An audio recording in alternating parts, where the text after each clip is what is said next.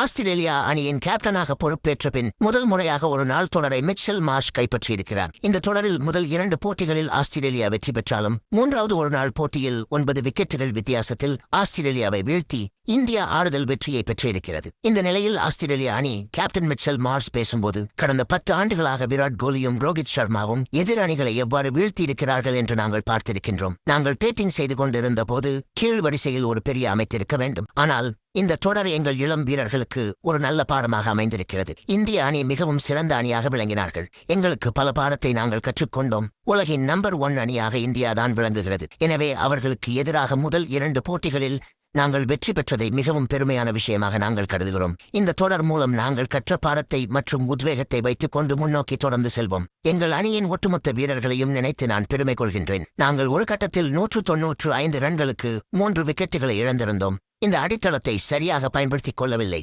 India தங்களது அனுபவத்தை சிறப்பாக பயன்படுத்திக் கொண்டு பேட்டிங்கிலும் நன்றாக விளையாடினார்கள்.